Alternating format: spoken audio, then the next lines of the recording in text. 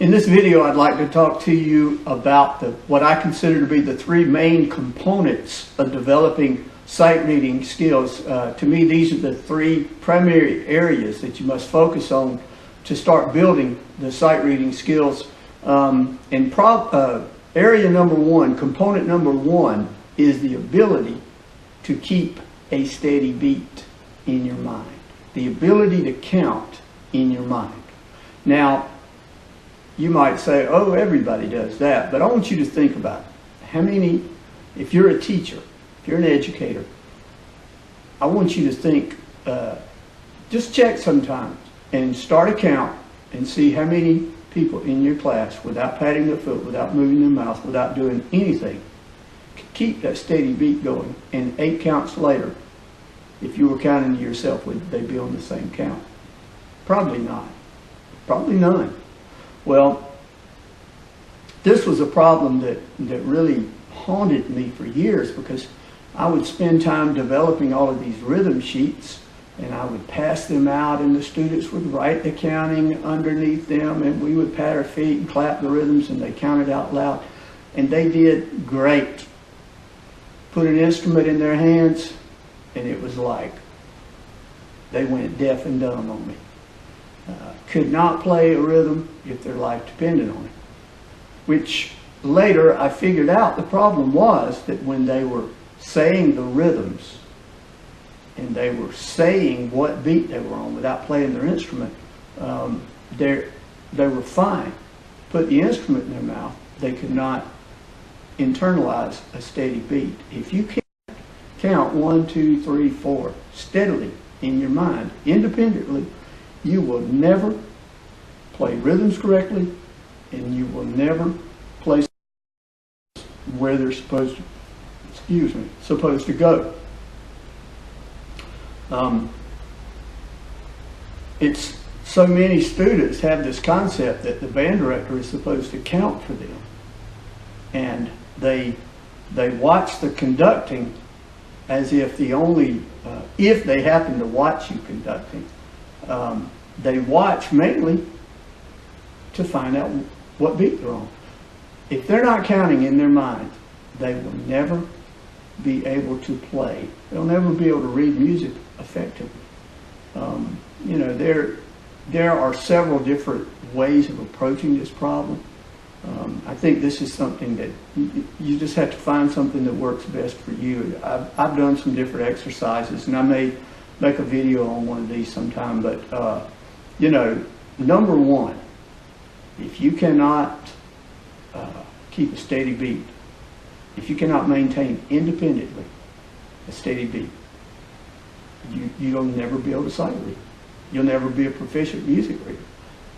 And I mean, think about it. How many times, I always hate to go in the band room and I see the conductor stand has a drumstick on it, and a section of the stand has had the crap beat out of it, where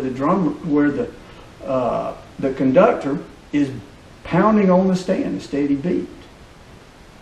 Man, it's a losing situation.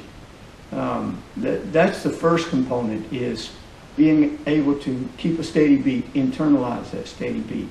Now, the second component is often, most people view rhythms as 100% of sight reading, where rhythms are just one of many components of music reading. But in order to be a proficient sight reader, you must fully understand one counting system. There are several out there. I use the old, I don't know the proper term, but I count 1, E, and A. The reason I use it is the way I was taught. But if you're going to be a proficient sight reader, if your students are going to be proficient sight readers, they must fully understand one counting system, to the point that if they see a rhythm they don't know, that they have the ability through the counting system to break that rhythm down and count it and sound it out.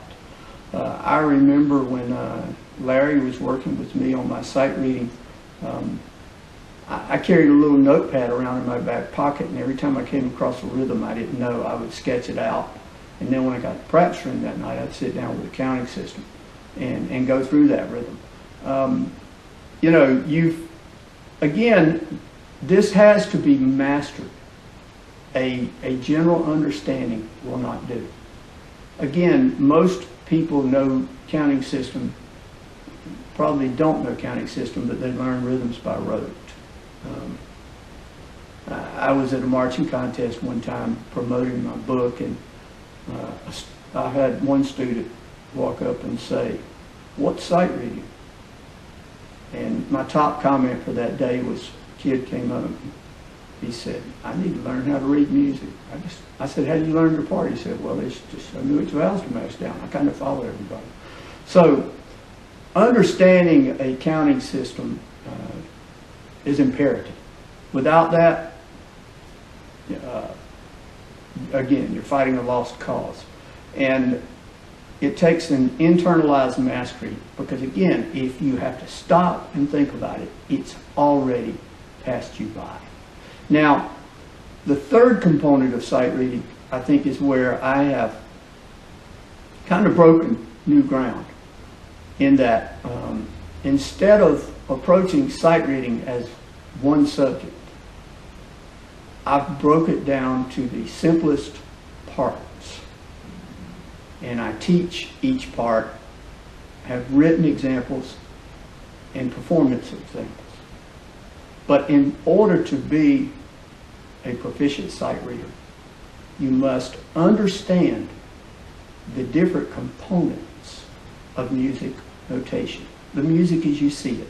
And by that I mean time signature, key signature, accidentals, repeats, first and second endings, DS, DC, articulation, dynamics, all of those things you must have either learned or you must teach each of these individual skills to master it. Again, most students and players learn these different components in a situational way. They learn it in a way that as it applies to a given song, but the problem is when you get to another song, you don't understand the concept. So you're at the same problem again. I mean, as directors, think how many times you have to stop your advanced band in high school to correct simple problems dealing with the key signature or with accidentals. A lot of it is because students have mastered that particular component. So again, the three primary components that have to be addressed in order to be a proficient sight reader is, number one, being able to keep a steady beat in your mind, independent of anything going on around you. Number two, you must completely understand one counting system. And number three, you must have mastered the individual components of music notation. So I hope this helps you out some, and as always in closing, keep it real like a government check. Peace.